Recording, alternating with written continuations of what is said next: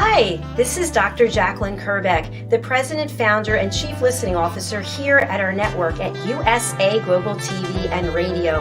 Thank you so much for your loyalty. Thank you so much to all of our guests, to our team members, to our sponsors, and to all of our elevated listeners. Here at USA Global TV and Radio, we provide world-class education, entertainment, hope, and inspiration. We celebrate all of our team members, all of our guests, and all of our sponsors from around the world who come and lead their lives with their hearts to help other people walk into their greatness. If you'd like to be a guest on any of our shows, please go over to our website, usaglobaltv.com, and book your session. Please contact us at info@usaglobaltv.com and subscribe to our channel.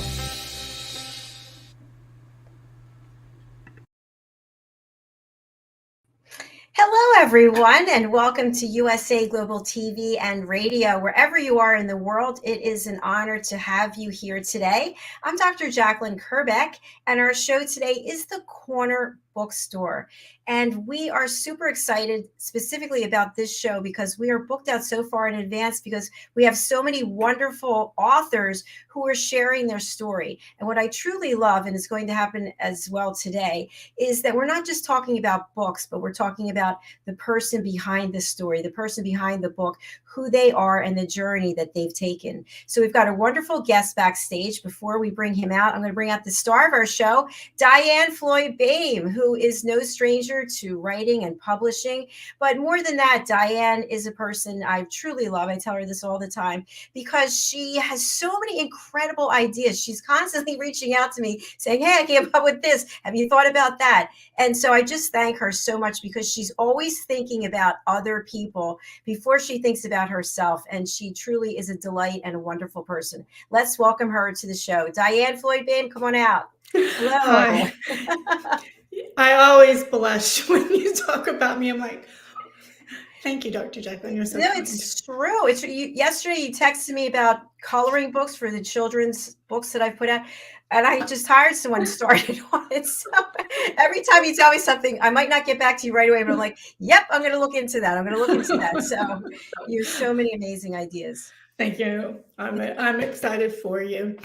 Today's going to be a great show. I'm excited about our guest. I am too, because you know what, DIANN, it's important to talk about the books that we write and we put out, but people want to hear the story behind the person who wrote the book. And that really draws us in so we can connect with that person.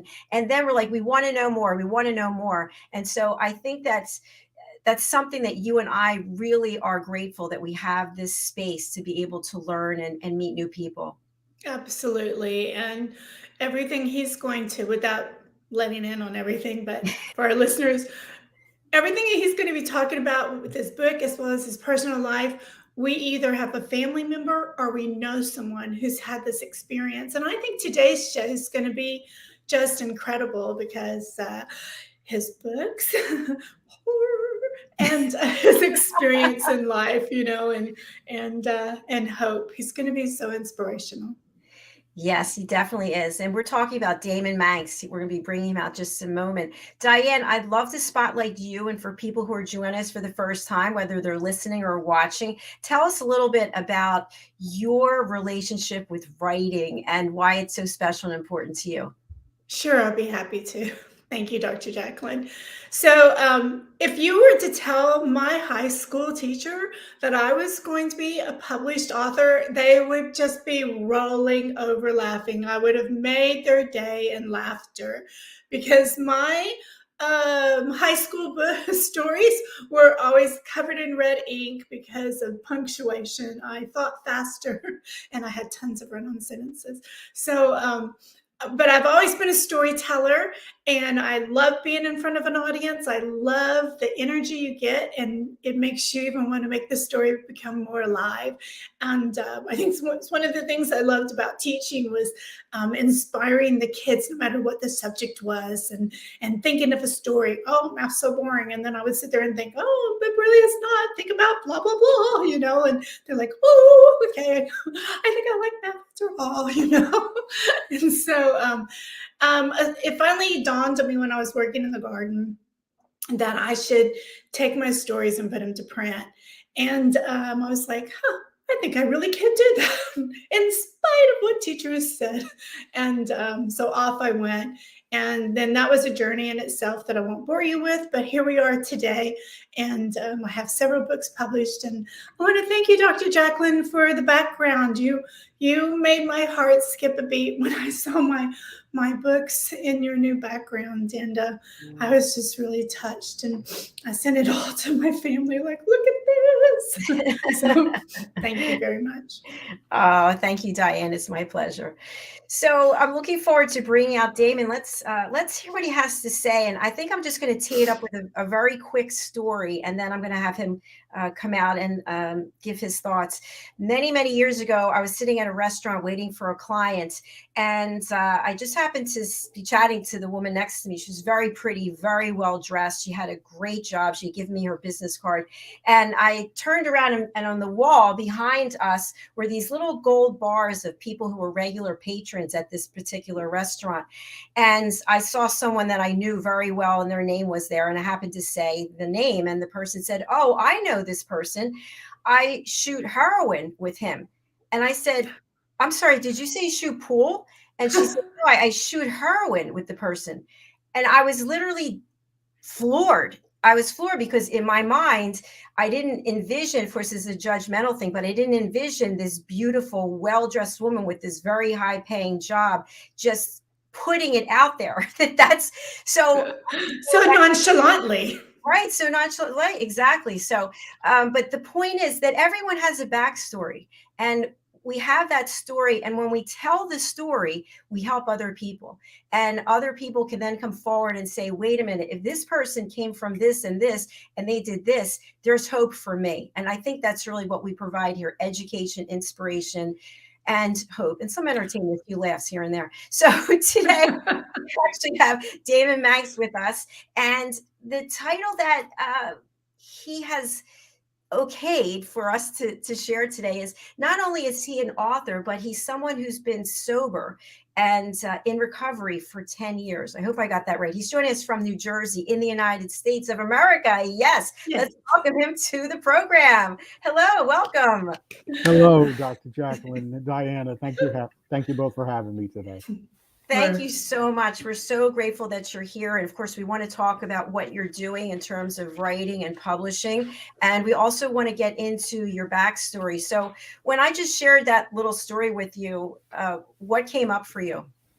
You know, there was a huge stigma for years and years about heroin. And it was, it was something that just did not touch the suburbs, and it didn't touch, it was happening, but it was happening in the inner cities, and it was happening to people that I didn't know. Certainly not anyone in my family, and certainly not to me. And I think that society felt that way too. It was kind of, turned away from. But that's not the case, and certainly now the case. It's so ubiquitous, and it's everywhere. Addiction is so prevalent in our society. And I think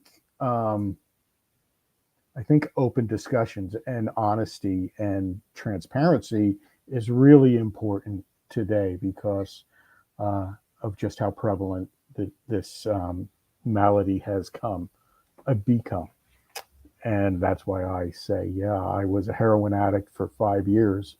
That path led me to a prison sentence of nearly a decade. And, I'm proud to say that, yeah, I'm 10 years in recovery, and I haven't used a drink or a drug in 10 years. I actually celebrated 10 years last Halloween, which is kind of coincidental for a horror author, I guess. But, I think these conversations need to happen. And I think the more people who are honest about it, and the more people who are transparent about their past and their journey and their life ahead, that's the only way that we can help others who are struggling with the same thing. Thank you so much for sharing that. And we're just going to spend a little time on this, and then we're going to talk about what you're doing and that evolution. But when did you realize that you had a problem, like that you was out of control with the heroin? Well, let me just preface by like, I was always different. Like I was the kid who was, I was always in, I was getting hit by a car, or I was falling out of a tree, or like I put my mom through it. Um, so I was always like, sneaking cigarettes or drinking or smoking marijuana. So there was always something. And I had a normal life, a regular life. There, I opened a business, I got married, I built a house, and it was all well and good. And but there was like I was always doing something. So there was always like this part of me that was unfulfilled, like inside of me. I didn't never felt fully complete or as good as the person sitting next to me. Um, and then as working construction, I got hurt on the job and I got prescribed opiates for the pain. And it was off to the races. This was right around the time I turned 40. I was living in Florida, and the pills were at epidemic proportions down in Florida. So it was the OxyContin that first did it. And then, within a year, it was off to the races. I was maxing my credit cards. I was being deceitful. I was lying. So, of course, I ended up losing my wife. I lost my house. I lost my business. And to be honest, it's not like I really lost them. It's more like I gave them away a little piece at a time, for pennies on the dollar. So, that, and then that escalated into a heroin addiction. So to say, when did it was pretty soon that I knew there was a problem, but, in the course of this affliction, we lie to ourselves. And it's all about, how big these lies can get as we're in it. I'm like, well, I'll be okay as long as I don't do it during the day, or as long as I don't use at work. But, with each rule that you put in place, you kind of give away your, you give it away a little bit, and pretty soon we're breaking all those rules faster than, yeah, exactly. I had somewhere I was going to go with that, but I think you get the gist of it. It was really early on into it that I knew there was a problem, and the larger the problem became, the more I would do to try to hide it from myself. And, it became like a matter of survival. I really respect and appreciate you for sharing that. And I don't like to take people back to where they were, right? Because we don't want to live in the past. We want to live in the present. So thank you again for sharing that. And congratulations on your sobriety. That's really amazing. And everything you've accomplished. So, absolutely.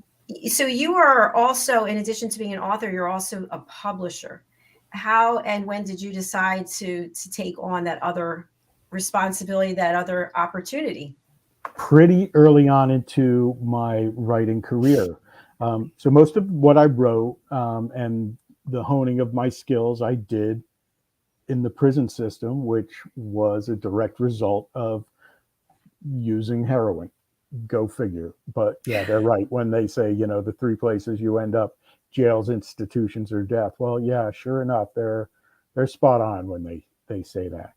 So I got out on November 4th of 2020, and I had amassed quite a collection of short stories, and I started submitting them.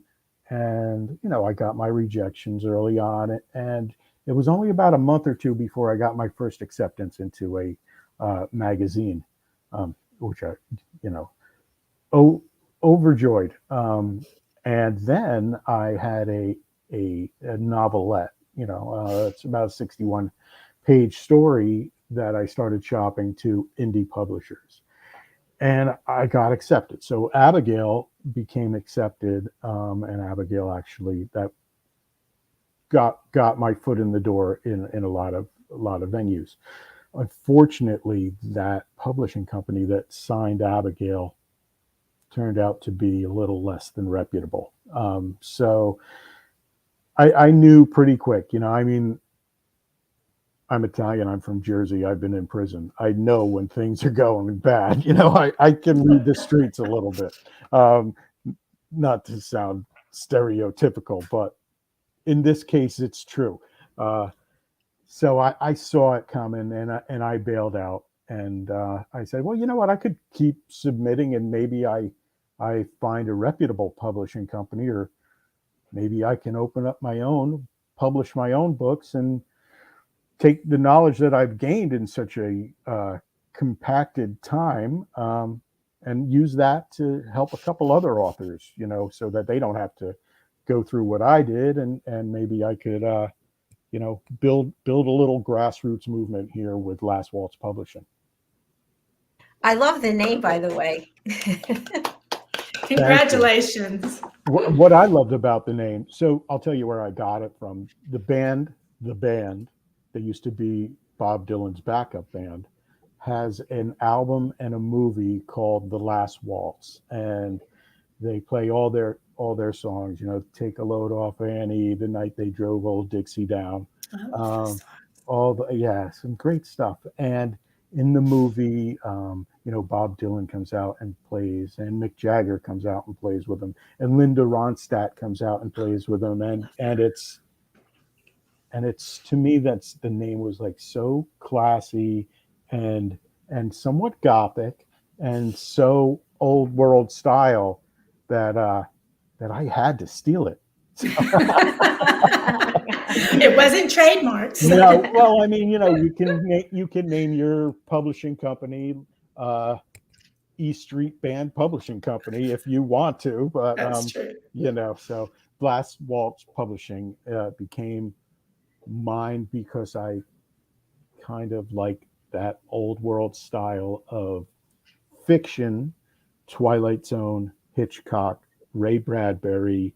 I love Hemingway. I love George Orwell. I love these masters. Those are the people I was reading their works while I was incarcerated. And, if I could ever emulate, I would love to, try. But that's where I got my inspiration from. And that's where I continue to draw my inspiration from. And you have this good energy coming from you, and I keep seeing you smile. So I feel like you're on the right path. You're doing what you love. I absolutely am. And, it sounds so cliche, but life is so much better now. But life is so much better now. I was a miserable man for a very long time. Mostly, and that miserableness was during my addiction. Sure, prison was tough, but I stopped using the day I got locked up, and I did everything in my power to change myself into someone who was not the same person that walked in that door. So it was who I surrounded myself with. It's what I was doing while I was there. I was going to college. I was studying Buddhism, and I was meditating. And while other guys were lifting weights in the prison yard, me and an old mobster were doing yoga. So, but you know what? I mean, people would say, I was walking around and looked like I was glowing, and that I had this, looked like I had a shield of armor on me. And, my prison experience was not the nightmare that many people do who go in who are not done with that lifestyle, and turning it around and actually taking what I've learned and using that message to help other people has made all the difference. And life is so much better now. Congratulations. Yeah. Thank you. And you really point out something, again, not to talk about the past, but just to say that life is chapters, and sometimes we walk a path, but we find the turn, and what we learned from that one path helps us become a better person. And that's what life is about. As you fall, what can you learn and hopefully have the strength to go on. And that is certainly what you're doing, and you're helping touch other people's lives. And I'm really honored to know you. Well, likewise. And it's an honor to be here. And, for me to talk about it, it's not drumming up the past. It's not, it's not a negative experience in any way. It's cathartic, and it's reaffirming, because I've survived this, and not everyone can say that, so and if there's one person out there who hears what I'm saying and says, well, geez, because honestly, like, if I can do it, anybody out there can do it, because I was that addict. There was no helping me. I would not, detoxes didn't work. Therapy didn't work. Rehab didn't work. Nothing I did it until I got locked up and realized that my future was going to be very limited. And, the slamming of steel bars behind you is a very humbling experience. And it's supposed to change your outlook. It doesn't change everyone's, but it changed mine. Thanks for sharing that. A question that comes up from, I love to watch Law and Order. I'm a big Law and Order fan. When a person is intoxicated or they are under the influence of something and then they go to jail, they go to prison, do they give you some kind of treatment that helps you cope with it while you're now in your new surroundings? Different places do different things. And now that, institutions are a little more knowledgeable in what's going on with the addicts, they may be inclined to do so. Where I went, so the first stop when somebody gets incarcerated is a county jail, and they didn't believe in even an aspirin. Like, you would have to fight to get a Tylenol. And on my first day in there, I was really not feeling well. I was going through dope sickness, and I went up to a male nurse, and I said, "Look, I'm going through it. I'm dope sick. Could you give me something to help me ease me through the pain?" And he says, "Well, we like to bring you down like a spaceship, hard, hot, and fast." And he sent me away with not so much as a glass of water. And I remember every miserable moment of that detox, which probably is for the best for me, as miserable as it could be. I mean, that's the impactful memory that definitely lingers. I think now, though, that they do use some, there's medicines that they use, there's Suboxone that people use to get off it. I'm a firm believer in not using medicine to get off of, or not using drugs to get off of drugs, but I'm also going to say that there is not only one way to find recovery. There's multiple different ways, and just like there's billions of people, there's not just one way to get there. Yeah, That's so absolutely. true. Are you still practicing yoga? No, not as much. My girlfriend practices a lot and wants me to, so I sit at a computer all day writing and editing and have a sore back. But I know that I need to. And it's so good for you. Like, I do still have a good good stretch, and I've cured sciatic nerve pain in myself just by some of the stretches that I've done. But I do have to get back to it, and I intend to. This spring is going to be a big change in my physical activities. All right. Spring cleaning. Absolutely. So I have a question for you. Yeah. So how did you select the genre of horror, and what's your latest book? So, I always loved that style. Like, I grew up in preschool, like, watching the black and white movies and watching like Abbott and Costello meet Dracula and all that stuff. And then it was into the Twilight Zone. And then I remember being rather young, and I read Something Wicked This Way Comes by Ray Bradbury, and I was blown away. Like, to me, every paragraph, every sentence, every word is so perfectly placed, and you feel that atmospheric mystery of what Halloween is all about. And I said, you know what, if I could do that in a story, if I could bring that emotion, then that would be like my life dream.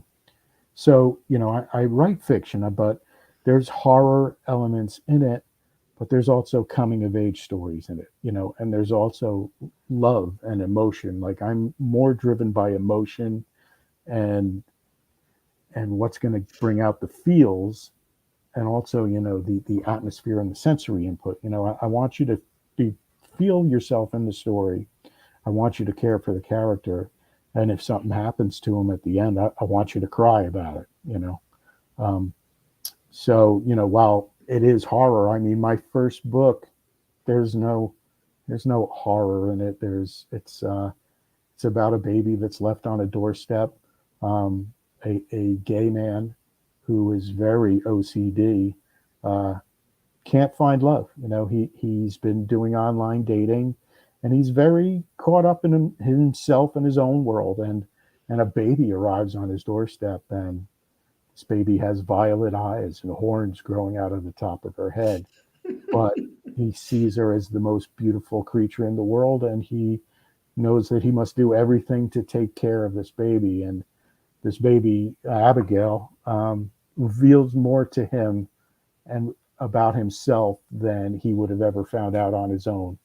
And I'm really, really proud of Abigail, and that was my first book. And there's not a drop of blood in it. There's no, other than the baby, looking a little different than what we would expect a baby to look like. There's really no horrific elements to it. It's more of something that's going to make you think, and it's something that's going to make you feel too, hopefully.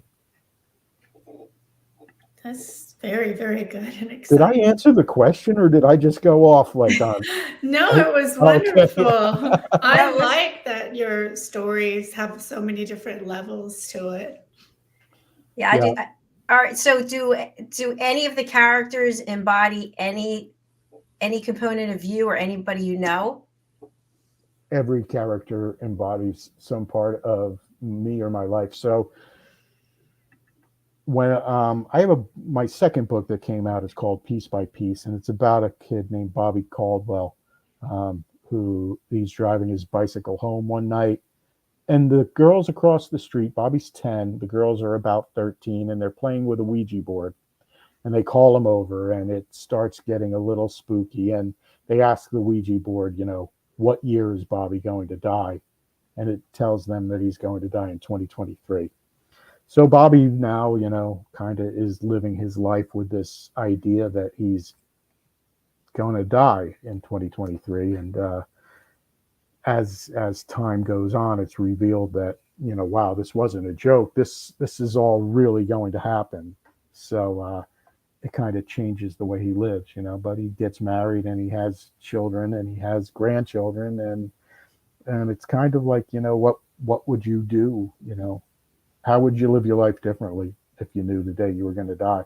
Would it change you? Would you live it carelessly for yourself, or would you spend every waking moment like that was the last moment you were going to have?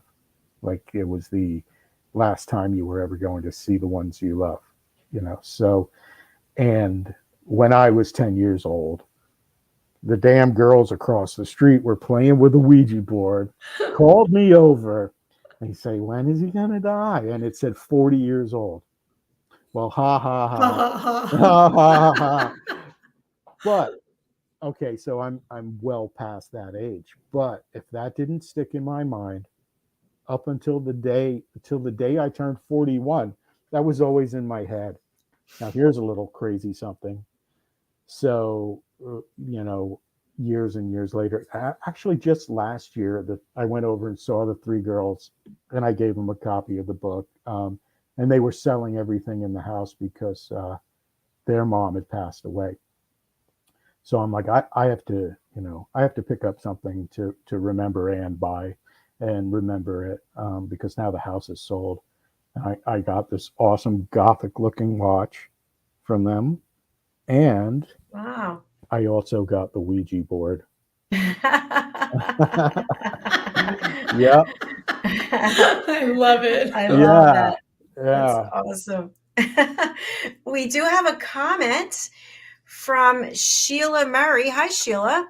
Maybe I could teach people some easy entry postures to yoga, or those that don't feel good enough in the body to do yoga anymore. Entry, exit to yoga, along with Qigong and my integrated spiral methodology. Interesting. Interesting. Yeah, very interesting. Sounds That like might be the first one you take under your wing. sounds like a very good idea. Thank you for sharing that.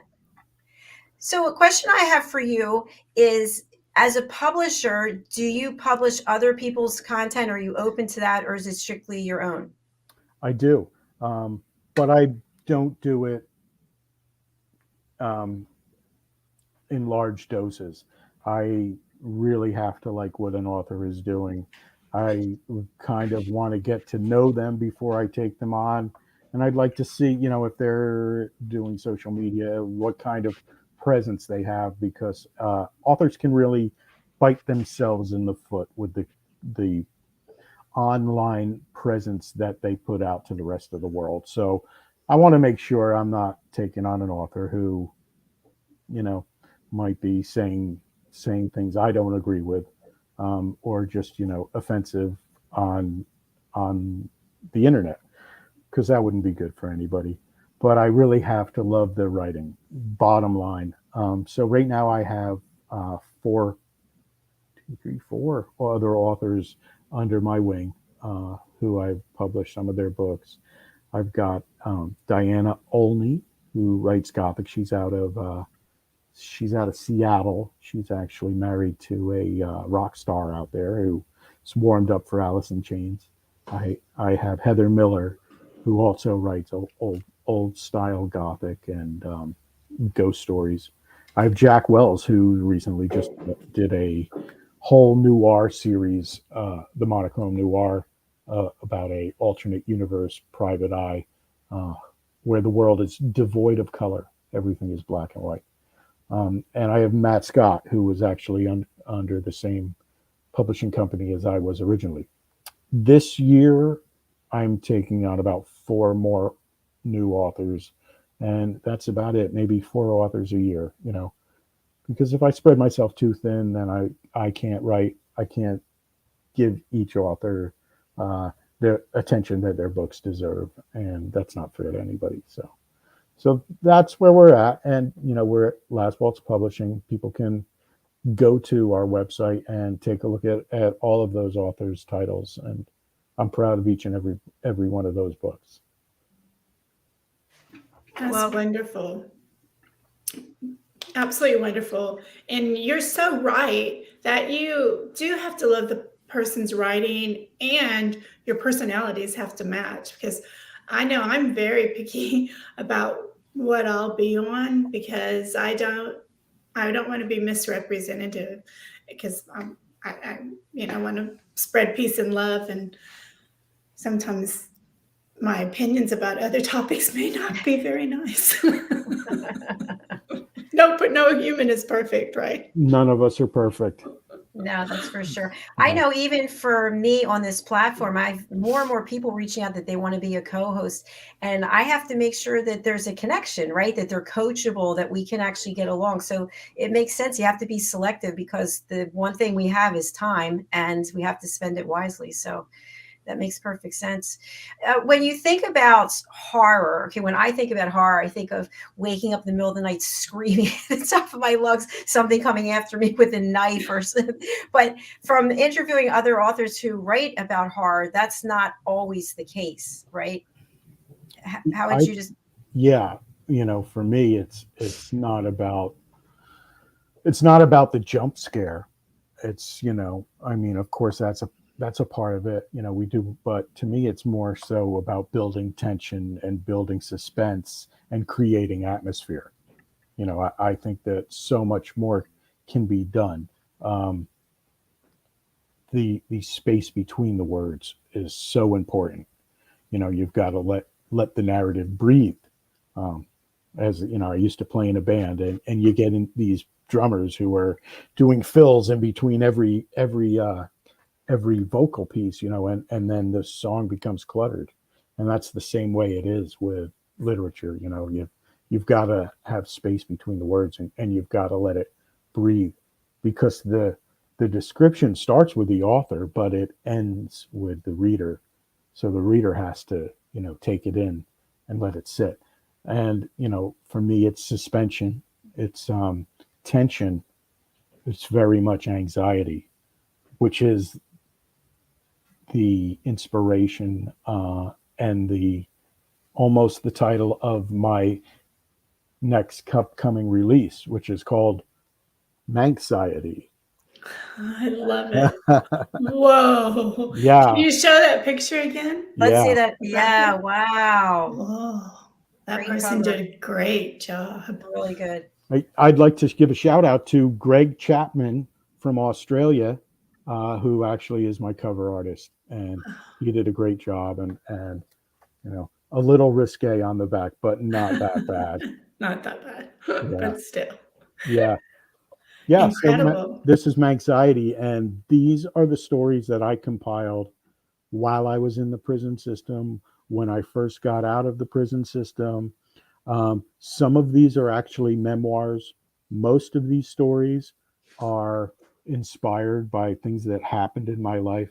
The first story is called The Boy in the Center of the Road, and it takes place inside the head of a concussed child who had just been hit by a car. And this happened to me when I was about 11 years old. So the headaches and the nightmares that I remember are actually this story. There's a couple memoirs in here about the time I was in a car accident with Ronald Reagan's limousine. Wow. And no one was injured. And there's also a memoir in here about the time I was a contestant on the game show Wheel of Fortune. Wow. That's impressive. How did you do? I won a Chevy Tahoe and a bunch of money. Yeah. Yep. Oh my gosh. You're the first person I ever know. Okay. So I have to ask, because we watch it on TV. What happens after you win? So you have so I won snowboards. I won a rack to hold the snowboards on the truck. I won the truck, and I won $16,000. Yeah. Wow. So, and this is in 1999. If you want to check it out, it's December 20th, 1999. It's on the internet. I'll tell you my non-pen name so you can see me. Full head of hair back then. So after you win, you go see the accountant, the Wheel of Fortune accountant, and they'll ask you, do you want all of these? Because if you don't want to, let's say you win a trip to, I don't know. Jamaica, let's say. Yeah, let's say you win a trip to Jamaica and you were born in Jamaica and you don't want to ever go back to Jamaica. You can turn down that trip so that you don't have to pay the taxes on it. I chose to keep everything that I had. Since I did win some cash, I had money to pay the taxes. And there you go. Since my next door neighbor was an accountant, I did pretty good with the taxes. No, I mean, it was great. And I, so that's just to say, I've had really good things happen to me. I've been a really normal dude. I've been that guy who, gets really lucky at times. And then I've been at the bottom of it. So, that should be something, if people could take it for what it is, that anyone can suffer from addiction and anyone can end up with nothing. It is that quick that you can lose it all. It really is that quick. And then it takes a little while to get it back. But once you do, you're gonna cherish it so much more. I appreciate you sharing all these different chapters of your life. When you think about putting the chapters into your book of your life, what are some of the real learnings that you have that you can share with other people? Yeah. Wow, there's not a lot of time, but that the strained relationships that I had, that were a lot, a lot of times with our parents we have strained relationships, and a lot of times we do things that we regret, and wish that we had that second chance to do. And I mean, one of the lessons I've learned is to never wait to, say something or to apologize. One of the greatest things you can ever do in this world is say you're sorry to someone you've hurt, and honestly try to make amends for that. I lost my mother while I was in the prison system, and we never got that face to face, goodbye. And I didn't get to show her the man that I had become and wanted to be for her when I got out. So that was a missed opportunity. So, I mean, that's something I've learned, that, and it moved me on to, when I got out, to repair the damaged relationships I had with other members because of the way I acted during the course of my addiction. That's one of the many lessons that I've learned through the course of writing these stories. That's a big one. Yeah, that's really powerful. You took the words right out of my mind. Powerful. Absolutely. Wow. Well, where are you going next? What do you have on your list of things that you want to accomplish? We heard about the spraying fitness. What are some of the other things that you have on your list to do for the next, let's say, 6 months or a year? Yeah. So, well, I do have, like I said, I have Manxiety coming out. That's available for pre-order now at Barnes and Noble and at Amazon.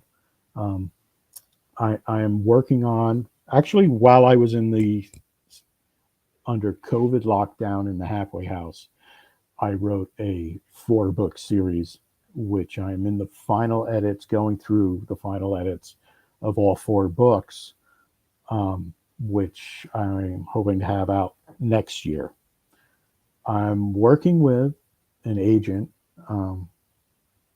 and I can't say his name, but I really love to, just yet, that is involving a book and a podcast with me and the Italian man that I used to meditate with and do yoga in the prison system. And it's a book and a podcast that's designed, like the message that we're giving today, to bring hope to those who are struggling with addiction, to bring clarity to the families who have someone they love who is afflicted with addiction or incarceration, and to educate the public on recidivism, prison policy, and the incarceral system in the United States.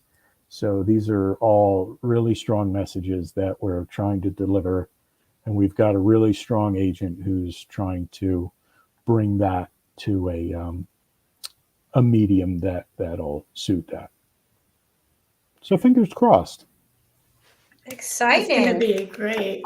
Yeah. When you were talking about your experience when you're incarcerated and that other person, I thought, I see something coming from that. So I don't know what it's going to be, but and now we know. Yeah. Yeah. Well, I mean, Marco was a mentor to me while I was in there, and he brought me to this Buddhist group, and I hate the term mindfulness, but mindfulness and awareness, and being in touch with that, and I mean, the message that the Buddha brought, about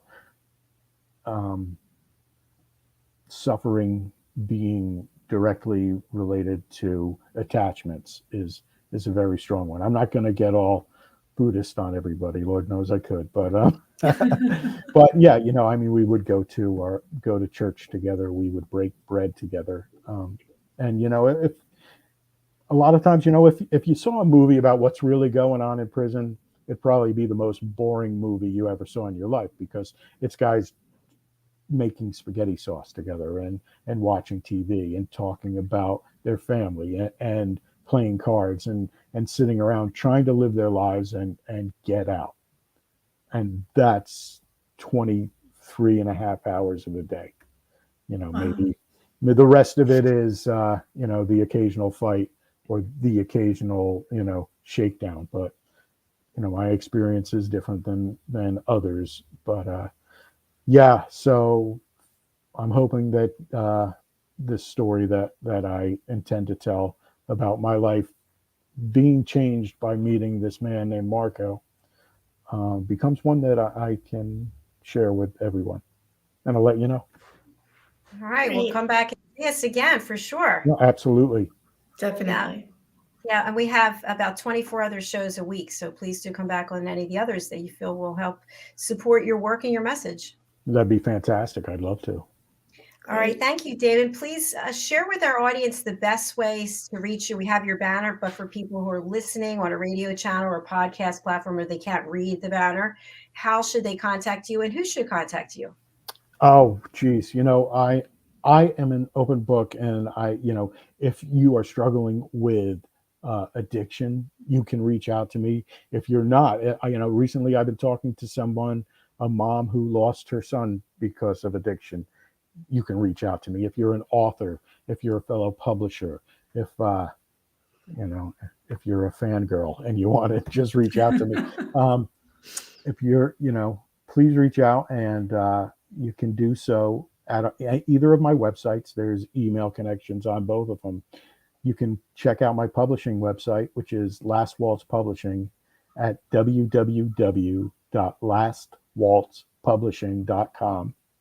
Or you could go to my direct site, which is www.damonmanx.com. Shoot me an email at author@damonmanx.com. I'd love to hear from you, and please do. I have a mailing list that you can join on either of those sites. I send out free books to everyone who subscribes, and a lot of my subscribers send emails back to me. Recently, this week they wished me a happy birthday, so I got a lot of emails from people wishing me happy birthday. So I love to hear from others and fellow authors, fellow publishers, everybody. We're all in this. We're all in little rowboats in this great big ocean together, and if we can tie our boats together, we can get over some really big waves. I like that analogy. Well stated. I love that too. And happy birthday. When was it? It was on the 16th. Okay. So, yeah. Very nice. How did you celebrate? Anything exciting? I walked my dad's dog in the morning, and I saw my girlfriend in the morning, and she and I walk the dog together every morning. My sister and my girlfriend and I went to a Mexican restaurant, because I don't know the secret to happiness, but I've never seen anybody sad in a Mexican restaurant. That's true. Bring on the queso. Exactly. Yeah, and it was very nice. Yeah. So yeah, and then I saw my dad, and it was a very happy birthday. Oh, I love to hear that. Yay. So, before I go, I want to share one joke with you. All right. So what's the difference between a crocodile and an alligator? One's brown and one's green? No. See, now I'm no zoologist, but I think the difference is that one will see you later and one will see you in a while. That's very good. I love ending on a joke. Very nice. Well, thank you again for being here. We really do appreciate it. And we'll look forward to seeing you back again on one of our other shows. Thank you so much for having me. All right. Thank you. See you Bye again. for now. Bye. And Diann, thank you so much for being here again, taking your time and just